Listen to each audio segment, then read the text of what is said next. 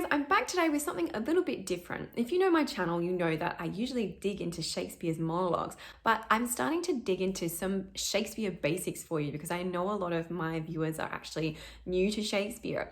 So today I'm going to start with what's the deal with thee, thou, thy, and thine? All those very Shakespeare-y words. What are they? What do they mean? And why are they there?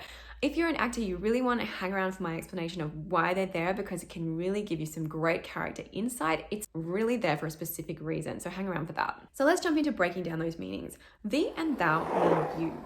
They're just different grammatical uses. You might be like, why have you got two words for you? That's so not helpful. But actually, lots of languages have two different words for you based on different grammatical context, but English doesn't anymore. We've all just kind of rolled it all into one. You don't need to worry about when it's thee and when it's thou. You just need to know that they both mean you. So let's pop them into some sentences to help you remember. My favorite sentence for thee is, I am sick when I do look on thee. So basically, when I look at you, I feel sick. And for thou, thou poisonous bunchbacked toad. So you're actually calling someone, you poisonous bunchbacked toad. You're not referring to the toad that they're carrying, you're actually calling it to someone. Let's jump into thy, because thy is the one that people usually get confused with and they start putting thy in instead of thee. Thy actually means your, as in a possessive your. So whenever you have the word thy, it always has to have something after it that they're referring to. Something like thy face, thy eyes, thy butt. You might also see the word thyself. Now that we know that thy means your, it makes total sense that thyself equals yourself. Now, if you're an actor, I really want you to think about where you're seeing thee and thou versus you.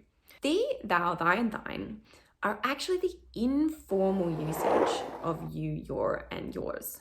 To us, it seems really Shakespearean and posh and fancy, but actually it's informal. You would only use it if you knew someone quite well or if they were at the same class status as you or below you. You'd never use it with someone like in a formal context, like if you're talking to the king or something, or if you just met someone. So noticing when Shakespeare switches from you to thee and thou can be a really good indicator of a power dynamics shift. It could be that someone's just fallen in love with someone. So with Romeo and Juliet, they start calling each other thee and thou quite quickly, especially in the balcony scene, even though they've only just met. So it tells you a lot about how they feel about each other. You can also tell a lot about the status in the scene. Who's got the power in the scene? The person that's being called you has got the power. And the people that are being called thee and thou are maybe a little bit lower in status. Maybe they're a servant, for example. Sometimes it actually gives you an indication that characters are being like overly polite with someone that they don't like.